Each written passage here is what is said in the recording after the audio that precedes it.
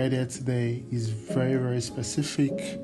I'm only going to talk about one thing, and that thing is like the stop loss I will be using after I get kicked out by the first entry, meaning after my trailing stop loss has been hit and activated, but a new candle has not formed. So I haven't said that this is it. So like in the past, I used to use a stop loss that in the past I used to do a stop loss that that I shipped the stop loss to the gate. I used to ship my stop loss to, for example, in this buy trade right now. Before, I used to ship my stop loss to this level, but no more. After all, I do not have any stop loss at that level. None of my stop losses are at that level.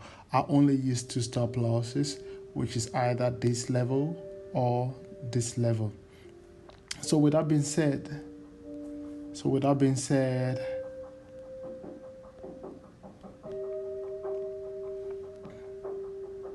so if this since these are the two stop losses, there's no point for me to calculate my re-entry stop loss based on this level or to even move a trailing stop to this level. You know what I mean? So at first, when the trade is going, before reaching this level one, I would break even. But after reaching break even, I'm switching it to an auto trailing. So in this trade right now that I'm currently in, price came down and tried to, and I'm actually using half of it. Like, you know what I mean? I'm using half of the stop loss price, stop loss level is what I'm using for the trailing stop.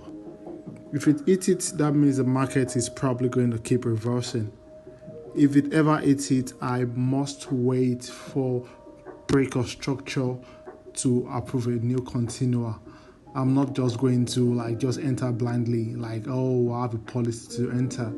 No, the policy is to make profit, and if I get kicked out of a trade, it is my responsibility to wait for a break of structure like Dr. Willis did, or I should go to a lower time frame to find a new entry, and the stop loss level on that new entry will be what it will be. These two stop losses I have here, which is 0.5 or minus 27. No more moving stop loss to get to this one. That's it.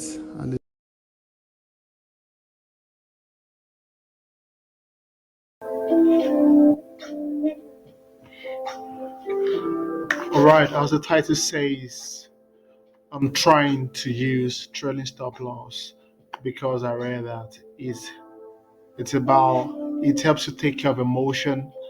Right now I'm in this trade right now. I do not always win, but I'm just learning this approach, and this is my trailing stop loss. It's active. So the trailing stop loss is actually half of half of it. So these are two trailing stop loss. And so when I'm entering a trade as well, I'm not entering one position. I'm entering two positions. I'm entering two positions using the two stop loss levels that I use. You understand? And each of them is going, and so each of those open trade will now carry their each of them will carry their equivalent trading stop loss respectively. I think it's time to exit this trade. Okay. Oh no, it wasn't a 1%. Okay, it's time to exit it right now. So I'm just going to tighten the stop loss, tighten it to 10, tighten it to 10.